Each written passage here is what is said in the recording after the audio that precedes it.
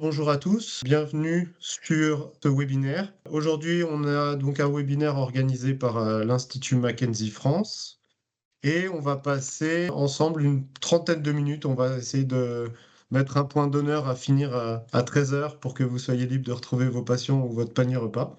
Une trentaine de minutes pour démystifier un grand classique des diagnostics qu'on pose souvent vite au cabinet ou qui sont vite posés en cabinet médical, le fameux syndrome du piriforme. C'est un diagnostic qu'on a tous et toutes entendu et qui est peut-être même, on les a peut-être même utilisés, souvent en face d'une douleur dans la fesse, parfois douleur lombaire irradiant dans la fesse. Et la question qu'on va se poser avec Gabor, c'est est-ce qu'on sait vraiment ce qui se cache derrière ce terme? Est-ce que ça repose sur des bases scientifiques? Ou est-ce que c'est juste un mythe clinique qui persiste à travers les âges? Et donc, pour répondre à ces questions, on a la chance d'accueillir Gabor Sagi. Gabor, il est formateur et directeur à l'Institut Mackenzie France. Et donc, je vais te laisser la parole, Gabor. Et si on peut tenir les délais, tu peux commencer par te présenter un petit peu. Et comme ça, on commence dans une petite minute la présentation. Ok, bonjour à tous. Et on va essayer de commencer rapidement parce que j'ai pris une présentation bien dense. Je commence par une déclaration de conflit d'intérêt puisque, bien entendu, donc, je suis Gabor Sagi, je suis enseignant de la méthode Mackenzie, je suis président de l'Institut Mackenzie France et j'ai forcément un petit peu un biais par rapport à ça, donc il faut que vous l'ayez en tête. Euh, donc, euh, est-ce que c'est un mythe ou est-ce que c'est une réalité, ce syndrome du piriforme? Honnêtement, moi, je suis passé d'un extrême à le surdiagnostiquer quand j'ai commencé ma carrière professionnelle en étant ostéopathe. Pendant longtemps, j'ai pensé que ça n'existait plus et en recherchant pour ce webinaire, je me suis dit que peut-être j'en ratais parfois et on va revenir là-dessus. Mais avant, bon, ce qui est sûr, c'est qu'il va falloir qu'on aille bien au-delà de ce de quoi on se contente trop souvent. C'est dire, bon, le patient a mal dans le dos et dans la fesse, j'appuie dans la fesse, ça lui fait mal, j'étire un peu son piriforme, ça lui fait mal, c'est un piriforme. Vous allez voir qu'il faut être beaucoup plus rigoureux que ça dans ce diagnostic-là. Donc, quelle est l'étiologie postulée pour ce syndrome du piriforme? On a beaucoup parlé d'anomalies anatomiques. On a parlé de trauma direct de la fesse ou aussi de trauma du bassin. Et puis, certaines personnes avaient envisagé que ça pouvait être la conséquence d'un surmenage, d'une sursollicitation des muscles fessiers, en particulier du piriforme.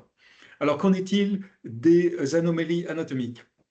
Si vous regardez l'étude de Small de 2010, il a regroupé des études et ça fait un total de 6000 cadavres. Et en étude cadavérique, il retrouve qu'il y a des anomalies du piriforme dans à peu près 16,9% des cas. Il y a aussi une méta-analyse vraiment intéressante de Bartray, cette fois-ci in vivo sur de l'IRM de 2018, sur lequel ils prennent 1039 IRM consécutifs et ils trouvent qu'il y a une anomalie du piriforme dans 19,2% des cas. Mais l'autre trouvaille vraiment intéressante de cette étude-là, il trouve que les anomalies anatomiques n'ont quasiment aucune relation avec le fait que le patient soit symptomatique ou pas.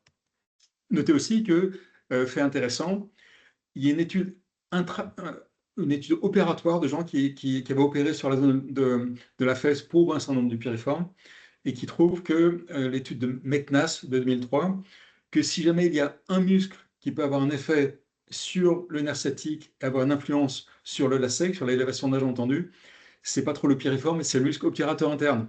Donc on voit que c'est assez intéressant quand on creuse un petit peu cette supposée anatomopathologie, ben, on est un peu surpris de ce qu'on apprend des fois, avec des éléments contradictoires par rapport à ce qu'on avait pensé pendant longtemps.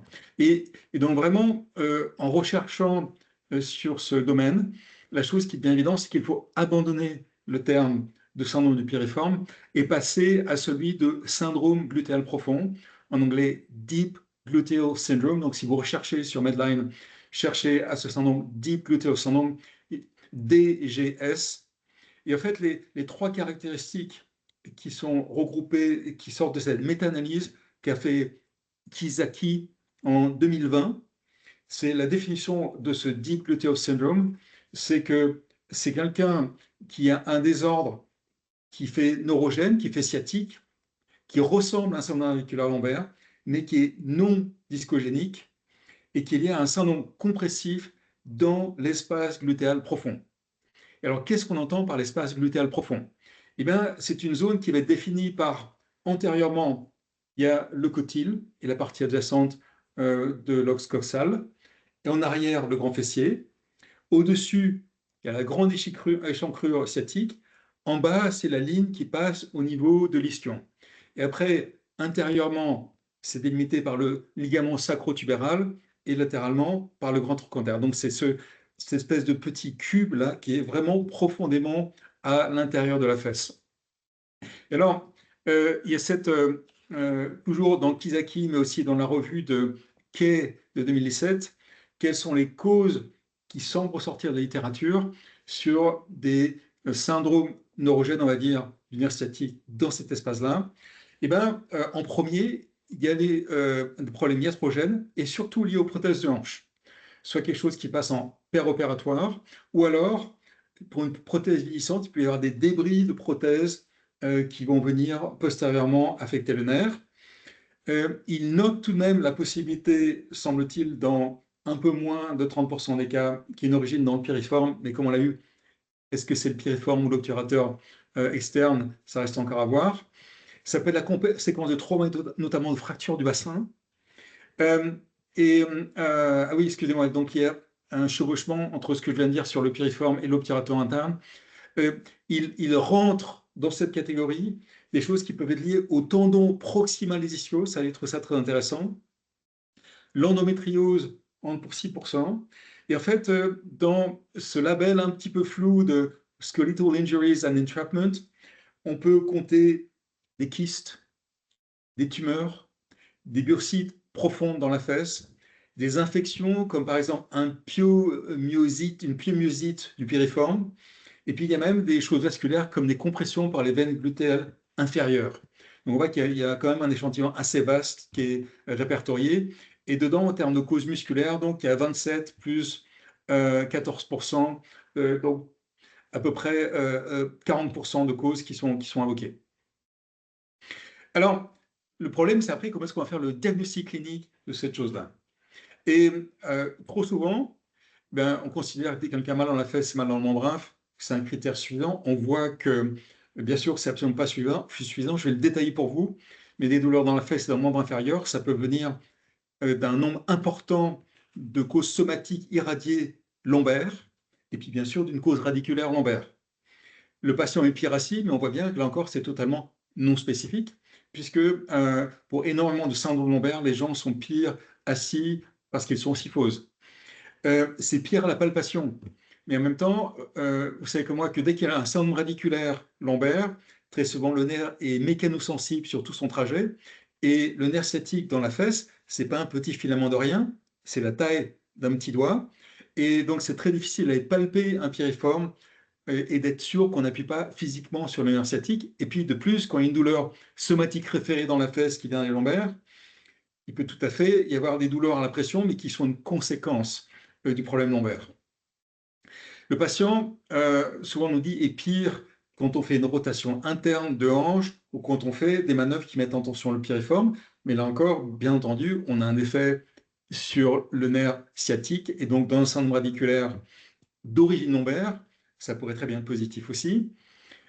Quand on met le nerf sciatique en tension avec un straight leg raise, donc quelque chose qui s'apparente au LASEG, on voit bien que ça pourrait être positif dans le cas d'un syndrome glutéal profond, mais que ça ne différencie pas d'un syndrome radiculaire lombaire.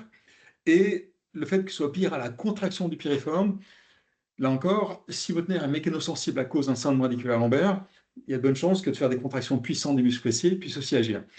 Donc, la problématique du diagnostic de ce syndrome glutéal profond, c'est que c'est avant tout un diagnostic d'exclusion. Il faut d'abord avoir exclu les causes les plus fréquentes de douleurs irradiées dans la fesse et dans le membre inférieur, et ces causes-là seront bien sûr lombaires.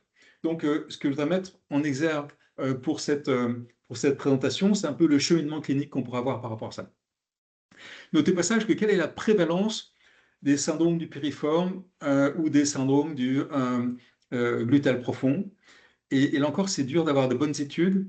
Il y a une étude de Singh qui porte sur une injection, un bloc diagnostique du piriforme, et c'est fait en 4e ligne de soins, c'est-à-dire, je rappelle, première ligne de soins, c'est les gens qui arrivent de la rue, deuxième ligne de soins, c'est le médecin généraliste, troisième ligne de soins, ils arrivent du médecin spécialiste, et quatrième ligne de soins, ça veut dire qu'ils ont déjà été vus par une équipe multidisciplinaire, par exemple, dans un centre de rééducation. Et donc, chez ces gens chroniques en quatrième ligne de soins, ils identifient avec leur injection spécifique du piriforme, 6% à peu près, ce qui est possible, ce qui est possible. En revanche, avec un processus qui semble un peu similaire, mais sur des patients qui sont juste des patients lombalgiques chroniques avec une douleur dans la fesse, l'auteur Kian Chen, je ne suis pas sûr de prononcer le nom correctement, lui trouvait 17%. Et là, on est quand même un petit peu surpris par ce site. On se dit qu'il doit y avoir eu un biais de sélection dans cette étude. Alors, quelles sont les causes les plus fréquentes de douleurs irradiées dans le membre inférieur déjà, on va essayer de différencier qu'est-ce qui est une douleur somatique référée de la colonne lombaire et qu'est-ce qui est une douleur radiculaire. Et il y a un point de chevauchement, on va en parler. Pour ce qui est des douleurs somatiques référées, eh bien, c'est quoi la définition d'une douleur somatique référée? C'est une douleur qui est provoquée par l'activation de nocicepteurs d'une structure somatique, mais qui est perçue à distance, cependant, dans une région partageant la même innervation segmentaire que la source réelle de la nociception. Alors, que sait-on? Quelles sont les structures lombaires pour lesquelles il y a un fort degré de documentation que ça puisse produire des douleurs somatiques référées dans le membre inf? Eh bien, en premier, il y a le disque. Alors, comment est-ce que le disque intervertébral? Et alors, comment est-ce qu'on établit qu'un disque intervertébral est à l'origine de douleurs référées? C'est en allant faire une discographie. Les critères sont très stricts. Je n'ai pas le temps de les détailler là, mais de très très loin, les études montrent que la première source de douleur référée lombaire dans le membre inférieur, c'est de très très loin le disque lombaire. Et là, je donne qu'une étude parmi d'autres, mais c'est vraiment très largement documenté comme étant la plus forte source de douleur somatique référée lombaire. Dans une moindre mesure, mais aussi documentée, il y a les articulations zygapophysaires avec des études comme celle que je montre ici, sachant que typiquement ces douleurs vont tout de même rarement au-delà du genou. Si jamais on reste en douleur somatique référée juste à côté des lombaires, il y a quand même un degré de preuve assez significatif pour montrer que des douleurs somatiques référées à la sacro-iliaque peuvent aller bien au-delà du genou et donc être une source de sciatalgie dans le membre inférieur, de douleurs référées dans le membre inférieur. Et puis, peut-être un peu trop ignoré, tout le monde est au jus du fait que la hanche peut faire mal dans le genou, mais si vous référez à cette étude de Lescher, dans laquelle il va faire une anesthésie intracapsulaire de la coxo-fémorale, chez des gens qui sont des candidats chirurgicaux pour une prothèse totale de hanche. Vous voyez le schéma qu'il trouve. Il trouve que dans à peu près 45% des cas, les participants disent que ça les soulage d'une douleur dans le tibia ou dans le mollet d'aller anesthésier en intra-articulaire la hanche. Donc on voit au moins 3 causes fréquentes de douleurs référées dans le membre inférieur: le disque, les zygapophysaires, les sacro-iliaques et la coxo-fémorale. Autre source de douleurs référées dans le membre inférieur, bien sûr, les douleurs radiculaires. Et alors, les douleurs radiculaires peuvent être de 2 ordres. Il peut y avoir des douleurs qui sont pour le coup des douleurs neuropathiques. Alors, tous ceux d'entre vous qui connaissent le DN4 vont reconnaître des items sur la nature de cette douleur. Le patient parle très souvent d'un caractère électrique dans sa jambe. Il parle très souvent de brûlure ou l'inverse, de sensations de froid douloureuse. Ce sont des verbatims de patients. Et puis, picotement, fourmillement, démangeaisons, des choses qui ressemblent à des paresthésies. Donc, c'est vraiment ce qui est typique en termes de ressenti du patient, du point de vue qualitatif de ce qu'il ressent dans son membre inférieur. Et notez au passage que la racine nerveuse peut aussi donner des douleurs nociceptives. La gaine du nerf, le tissu conjonctif du nerf sont innervés, c'est le nervi nervorum, et donc il peut y avoir des douleurs nociceptives de la racine qui sont irradiées dans le membre inférieur et qui ne sont pas des douleurs neuropathiques. Il y a une étude intéressante de Constantinou, que vous aurez en référence, qui, sur 450 patients consécutifs qui présentaient comme un syndrome radiculaire, ils avaient trouvé que il y en avait seulement à peu près la moitié qui cochaient toutes les cases sur le DN4 et pour lesquelles on pouvait affirmer avec un assez fort degré de confiance que c'était neuropathique. Et donc, du coup, il y a pratiquement 50% de douleurs radiculaires qui étaient de douleurs nociceptives, au moins dans cette étude de Constantino. Notez que, bien sûr, si jamais le nerf est vraiment en souffrance, il va aussi y avoir une radiculopathie qui va se manifester par une perte de fonction du nerf avec des pertes motrices, pertes sensitives et des pertes réflexes. Du coup, quand on est clinique, tout à l'heure on disait cliniquement, il faut d'abord sortir les gros cailloux.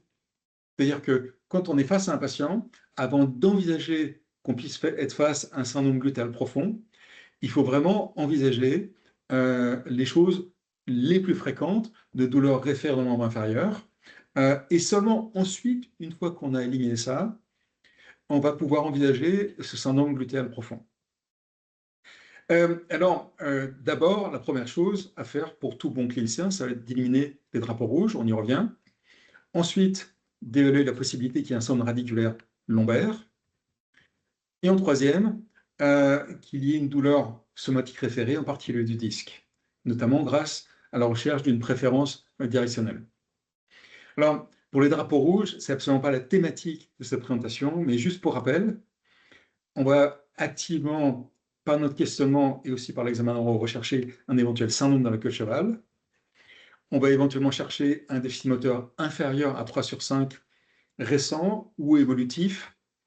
Et on va aussi, si un patient est hyperalgique, non sédaté par les opioïdes, à ce moment-là, il faut le référer pour une opinion d'un neurochirurgien. Mais ça, clairement, ça dépasse le cadre de cette présentation. Bon, deuxièmement, nous, il faut qu'on recherche un syndrome radiculaire lombaire et une éventuelle radiculopathie. Et donc, pour ça, je vais vous parler des tests mouvants répétés dans une minute. Mais pour documenter l'aspect radiculaire du patient, on va non seulement faire un examen neurologique, on va poser les bonnes questions, on va faire un examen neurologique et on va faire une recherche de mécanosensibilité. Autrement dit, si on bouge la racine, si on tire sur le nerf, est-ce que si on met de la tension ou si on mobilise le nerf, est-ce que ça reproduit les douleurs du patient? Et donc, autre élément clé avant d'envisager qu'un patient puisse avoir un syndrome glutéal profond, on va rechercher une préférence directionnelle. Alors bien sûr, là, j'ai ma casquette McKenzie sur ma tête, mais pour ceux qui ne connaissent pas, la préférence directionnelle, c'est quelque chose qui est extrêmement bien documenté dans les littératures, et ça définit un phénomène clinique dans lequel une direction de mouvement améliore systématiquement et durablement les symptômes, souvent dans un schéma disto-proximal, alors que les autres directions de mouvement sont soit sans effet, soit aggravent le patient. Et cette préférence directionnelle peut prendre deux formes. Elle peut prendre la forme d'une préférence directionnelle sans changement de topographie de la douleur, donc ce que je fais figurer ici sur l'animation. Donc il n'y a pas de changement de topographie, mais juste la douleur diminue, disparaît partout à la fois. Et deuxièmement, le phénomène de centralisation, dont cette fois-ci, l'amélioration de la douleur se fait dans un schéma disto-proximal, c'est-à-dire que la douleur s'améliore d'abord à la partie la plus distale, ensuite à la partie qui est un peu moins distale, etc. Donc ça sera figuré sur l'animation que je vous présente. Mais que ça se fasse avec ou sans centralisation, comme je vous l'ai évoqué, la préférence directionnelle signe le fait que les mouvements lombaires réduisent et abolissent la douleur. Donc il est entendu que si votre patient arrive avec une douleur dans la fesse, que vous suspectez un syndrome du piriforme, et que quand vous faites des mouvements répétés lombaires, la douleur diminue dans la fesse, remonte dans le dos, diminue, disparaît, ce n'était pas un syndrome glutéal profond, c'était vraiment un problème lombaire. Comment est-ce que cliniquement on met en évidence cette préférence directionnelle? C'est avec le test des mouvements répétés. Le principe étant le suivant, on documente les marqueurs du patient, et notamment l'intensité de la topographie de la douleur, les signes neuraux, les pertes d'amplitude, etc.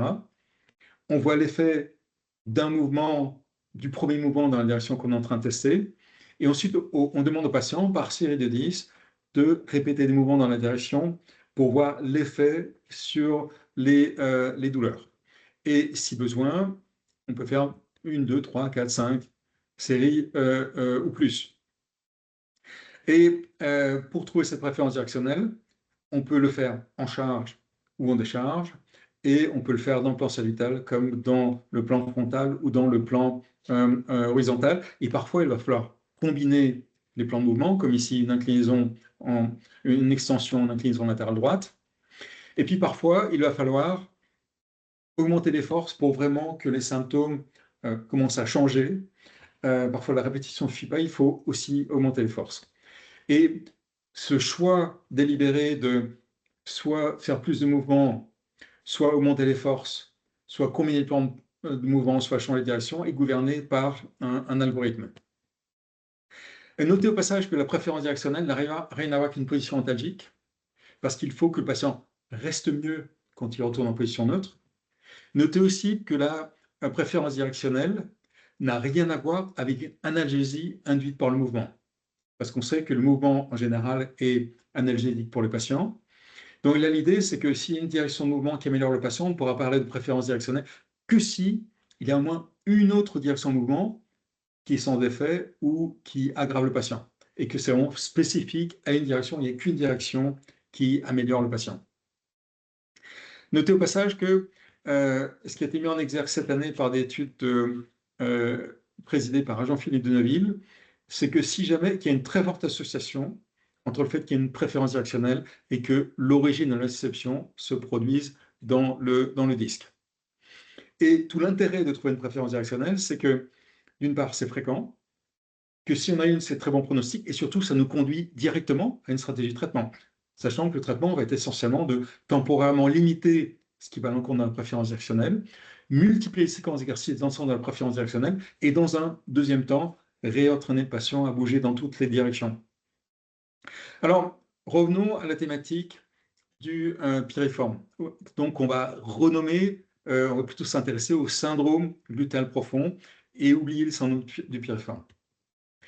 Alors, ce que je vais vous proposer, donc, et développer un petit peu maintenant pour conclure cette présentation, c'est que si jamais on décide de se donner des critères cliniques bien carrés, bien stricts, eh bien, ça va passer, premièrement, par passer par un raisonnement probabiliste, et donc d'abord explorer les possibilités de ce qui est le plus probable, comme on l'a déjà dit, notamment avec la recherche d'une origine lombaire. Et deuxièmement, de faire un raisonnement par soustraction en commençant par ces causes les plus probables. Alors, on va passer en revue 10 items, et bien sûr, plus il y aura d'items, plus on va se sentir confiant pour dire qu'il s'agit d'un syndrome glutéal profond. Premièrement, des choses liées à l'anamnèse, et en fait, votre patient, s'il a mal que dans la fesse, c'est totalement improbable qu'il ait un syndrome glutéal profond, parce que si un syndrome glutéal profond, la gêne par rapport à ça, c'est une gêne occasionnée sur le nerf sciatique. Donc, il y a très peu de chances que la douleur reste uniquement locale. Donc, le patient a mal dans la fesse et dans le membre inférieur, et ça ressemble à un syndrome radiculaire. Et puis, bien sûr, comme c'est un truc quand même relativement confidentiel, c'est un petit nombre de patients, mais il y a de bonnes chances que ce patient soit déjà bien chronique, il a mal depuis 3 mois ou plus, et qu'il vous arrive en 3e ou 4e intention. Ce patient peut avoir mal au dos, mais ce n'est pas du tout obligatoire. Et en fait, un des critères, c'est qu'il ait plus mal dans la fesse et dans le membre inférieur que dans le dos. Donc même s'il a mal dans le dos, ce n'est pas sa plainte principale. Sa plainte principale, c'est fesse, membre inférieur. Et après, ce patient est pire assis. Mais ce qui est intéressant pour tous ceux d'entre vous qui s'intéressent à la colonne lombaire, c'est qu'il est pire assis, mais ce n'est pas du tout lié au fait d'être assis en lordose ou en syphose. C'est lié à l'appui. Donc ce patient-là, il a mal assis, mais vous lui donnez conseil pour être plus lordosé ou moins lordosé, et ça ne change rien. La seule chose qui change, c'est si vous avez arrivé à éviter la zone d'appui qui lui fait mal, et ça potentiellement peut le soulager quand il est assis. Le quatrième point est absolument capital, c'est non influencé par les mouvements lombaires, à condition que vous fassiez ces mouvements lombaires sans mettre en tension le nerf sciatique. Et donc, ce patient n'a pas de préférence directionnelle. Vous faites des tests de mouvements répétés, vous ne trouvez pas de préférence directionnelle, pas de centralisation. Sinon, ce n'est pas un syndrome profond de glutéal profond. Et puis, vu la zone, eh bien, il faut aussi exclure les sacroiliacs. Et là, je vous renvoie aux travaux de Marc Lazette sur les tests de provocation, avoir exclu un dérangement lombaire et avoir exclu le sacroiliac. Il faut aussi penser à la hanche. Il ne faut pas qu'il y ait des pertes importantes de la hanche, pas de signes importants de la hanche, sachant que certains mouvements de hanche, notamment la rotation interne et la flexion, induction, rotation interne, ce qui met en tension le piriforme, peut être douloureux, mais il n'est pas limité. Et puis après, semble documenté dans la littérature 2 tests intéressants. Le test du piriforme assis, pour trouver ça dans la bibliographie, et le test de Pace. Et en fait, ce que montre une étude de Martin dans laquelle ils ont comparé comme critère de référence avec une évaluation endoscopique de la fesse, donc, dans lequel ils vont littéralement voir le statut du nerf.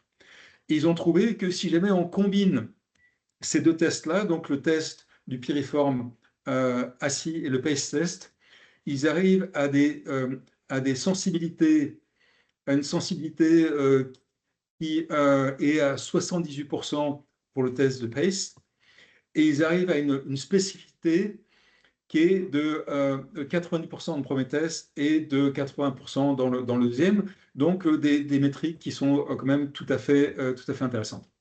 Finalement, 9e critère, ça renforce l'hypothèse bien sûr si jamais à l'IRM, on voit qu'il n'y a aucune pathologie discale compressive sur la racine, et finalement, peut contribuer au diagnostic une IRM du bassin pour objectiver peut-être des signes de compression du nerf sciatique dans la fesse, et puis peut-être pour exclure une cause de compression du nerf sciatique dans le petit bassin.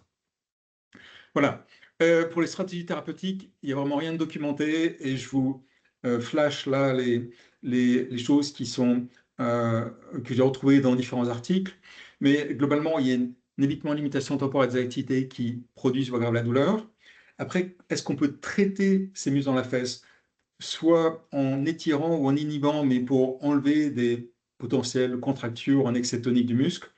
Est-ce que c'est utile de renforcer le muscle s'il y avait une forme de surmenage mécanique? Là, c'est très hypothétique.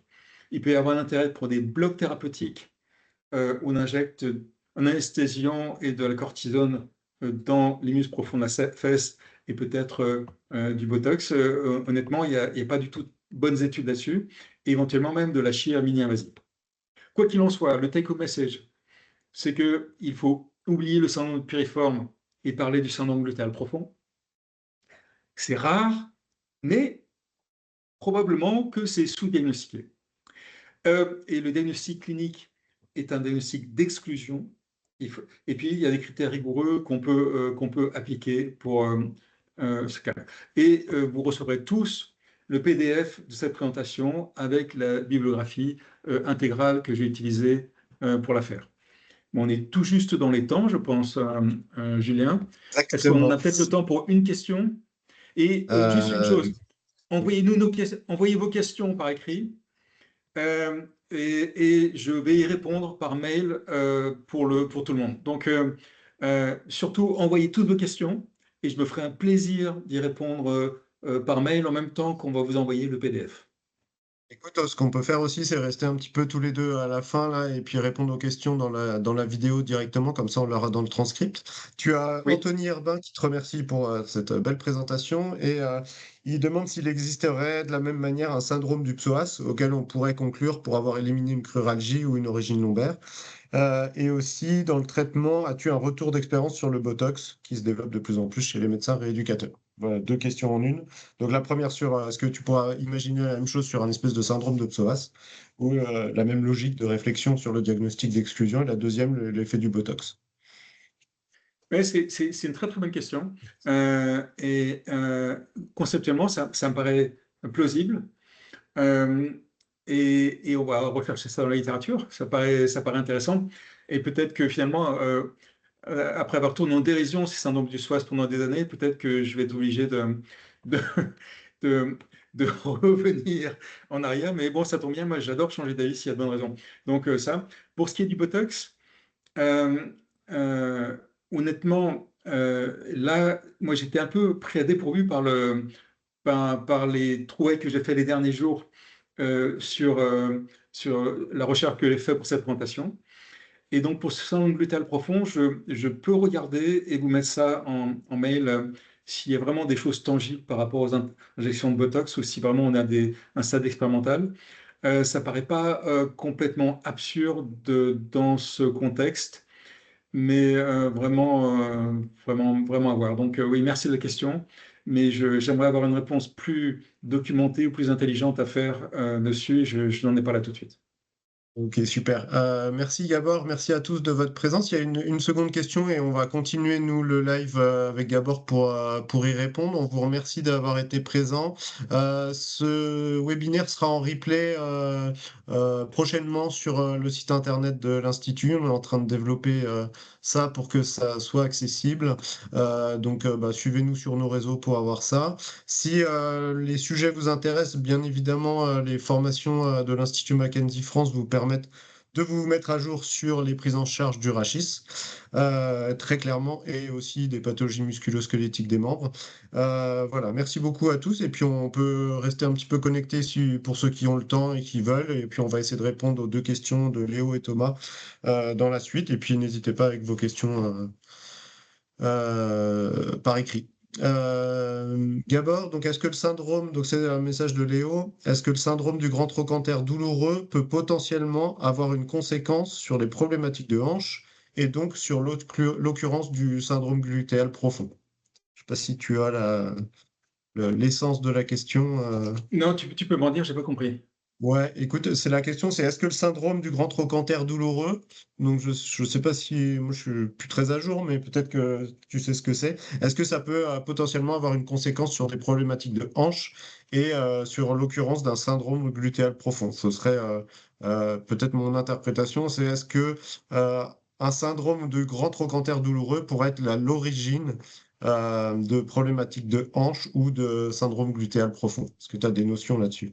Euh, ok, mais c'est intéressant parce que ouais, c'est sûr qu'il y a une contiguïté anatomique, mais moi, j'ai vraiment la perception que, bon, déjà, pour ce qui est des douleurs trochanteriennes, si jamais on parle de vraiment de tendinopathie du moyen fessier ou de bursite trochantérienne, etc., là, on ne parle pas du même espace. Et je pense pas qu'il y ait de connexion entre les deux.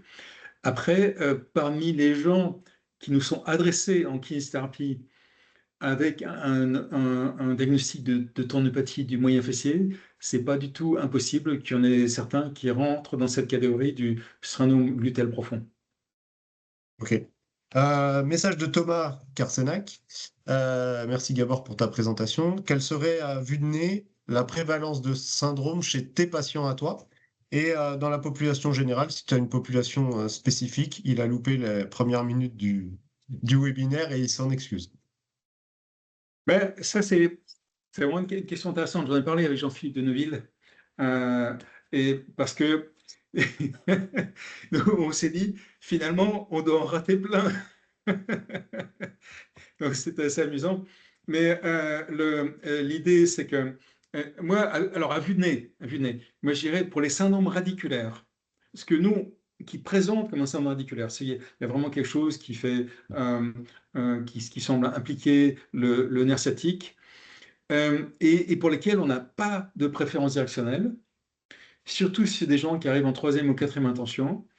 Moi, ça ne me surprendrait pas, à vue de nez, qu'on soit dans les 5 ou 6% de ce sous-groupe très particulier. Mais après, on voit bien que c'est quand même un petit pourcentage de patients qu'on voit. Après, ceux d'entre vous qui voient beaucoup de patients avec des sciatalgies, peut-être que du coup, ça peut tout de même faire plusieurs cas dans l'année. Mais je pense que ça garde quand même un caractère relativement rare, mais intéressant, passionnant. Je saute une question et j'en viens à une question qui va être répondue peut-être rapidement. Conceptuellement, dans quelle catégorie autre classifierais-tu ce syndrome glutéal profond? Donc je pense qu'on Ouais. parle d'un McKenziste à un McKenziste. Ben, je pense que c'est un syndrome canalaire, c'est une forme de neuropathie. Je pense que c'est un syndrome canalaire mais de tissu mou pour un nerf. Donc, pour moi, ça rentrerait dans une forme de neuropathie périphérique. Ok. Question un petit peu plus, bon, un petit peu plus ou un petit peu moins, peu importe. Je vais pas commenter ça. Victor qui pose une remarque qui est très intéressante parce que c'est une remarque qui est faite par, à mon avis, énormément de kinésithérapeutes. C'est ma question. Est-ce qu'une palpation douloureuse du piriforme est un signe clinique dont on doit tenir compte ou pas?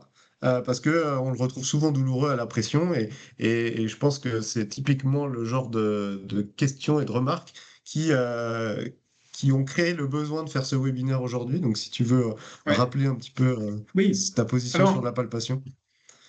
ouais, finalement, moi, je pense que ce signe de la douleur à la palpation n'est intéressant que s'il est négatif. Et à mon avis, si on soupçonne un syndrome glutéal profond de quelqu'un et qu'on va vraiment appuyer sur sa fesse et qu'il n'a pas mal du tout, je pense qu'il y a peu de chances qu'il l'ait. Donc, il est intéressant s'il est négatif. En revanche, s'il est positif, mais moi je pense il est vraiment difficile à interpréter isolément si on n'a pas auparavant éliminé un syndrome radiculaire lombaire, et puis si on n'a pas auparavant éliminé une source de douleur référée lombaire, parce que moi je suis convaincu qu'on pourrait avoir des contractures dans la fesse qui sont secondaires en fait à un problème lombaire, à une douleur référée lombaire. Donc voilà, donc je pense il est pas inutile, mais il est beaucoup plus informatif quand il est négatif, quand il est positif, parce que quand il est positif, il ne nous permet pas de discriminer, d'autant que, souvenez-vous, la chose que j'évoquais tout à l'heure, mais le nerf sciatique, c'est vraiment c'est un gros câble. C'est un gros câble qui est vraiment immédiatement à côté du piriforme. Et donc, on ne peut jamais être certain qu'on n'appuie pas sur le nerf quand on cherche à appuyer sur le piriforme. Donc, en soi, la douleur à la pression n'est pas très informative. Ok, et ben donc dernière question, pareil, question de McKenzie. Est-ce qu'on peut imaginer un syndrome de dysfonction du nerf sciatique piégé au niveau du piriforme ou de l'obturateur interne, éventuellement post-trauma ou par inflammation récurrente et chronique? Merci Gabor, question de François. Mais, et pourquoi pas? Oui, pourquoi pas? Tout à fait, hein, tout à fait. Notamment au post-traumatique. On peut tout à fait imaginer qu'il y aurait des défauts de mobilité ou une zone du nerf dans la fesse qui aurait été euh, euh, sensibilisée et qui produise de l'interception quand on mobilise le nerf à cet endroit-là. Donc oui, oui, je pense que c'est tout à fait possible. Ok, alors j'ai encore une autre question. Eric, bon, on va un peu plus loin, mais est-ce qu'il pourrait exister la même chose avec une douleur au bord spinal de l'omoplate? On est un peu plus loin du sujet là. Oui, je pense que oui. Je pense que oui. Effectivement, là encore, il y a quelque chose qui s'apparente avec un passage encadré par de l'os et du muscle traversé par des structures nerveuses. Donc oui, oui, c'est généralisable à pas mal d'autres endroits dans le corps. Sûrement assez confidentiel aussi. Mais c'est vrai que si jamais on a la finesse clinique de l'identifier, de savoir aiguiller notre patient, on peut vraiment rendre service à des patients. Pas très souvent, je pense que ça me paraît tout à fait possible, oui. Et un petit peu dans la même lignée, Axel qui demande si on peut aussi avoir les deux, un nerf dont la cause est discale et aggravée par la contracture antalgique de la fesse avec double crush. Je sais pas si tu arrives à comprendre la question, c'est pas hyper clair pour moi. Il y aurait deux causes, une cause discale et une cause locale à la même pathologie. Pas, pas totalement impossible. Après, si jamais la contracture des muscles profonds de la fesse est vraiment liée à la cause discale, on pourrait imaginer que si jamais on trouve un traitement qui fonctionne pour cette cause discale, que secondairement les contractures disparaissent.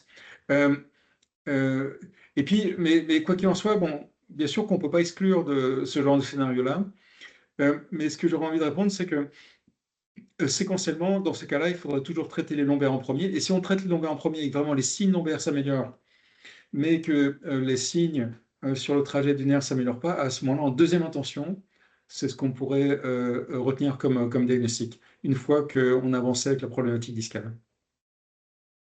Super. Eh ben, écoute, merci Gabor. On va mettre fin à l'événement. On a plus de 100 personnes qui sont restées connectées dans ces 10 dernières minutes, donc merci à vous. Prochain webinaire pas encore programmé, mais c'est dans les cartons. Donc on vous tient au jus. Restez connectés sur nos réseaux sociaux. Pour ceux qui font partie de la mailing list de l'Institut, ben, vous êtes au courant en général en premier de toutes ces informations-là, donc n'hésitez pas. Et puis très prochainement, on a une newsletter le premier épisode est déjà sorti, qui apparaît. Et donc, vous aurez la possibilité sur le site internet de l'Institut de vous inscrire à cette newsletter et d'être au courant des actus, des webinaires, et puis d'avoir un petit article chaque mois qui sera rédigé pour aller un petit peu plus loin sur des sujets. Le dernier était sur la pensée critique. Merci beaucoup, Et juste Gabor. pour Ouais, rajouter à tout le monde vas-y. que tout le monde va recevoir le PDF des, euh, Bien des évidemment, diapos vous et allez avec la tous biblio recevoir le. complète. Voilà. Super, très bien. Bonne Merci journée à Gabor. tous. Bonne journée à tous.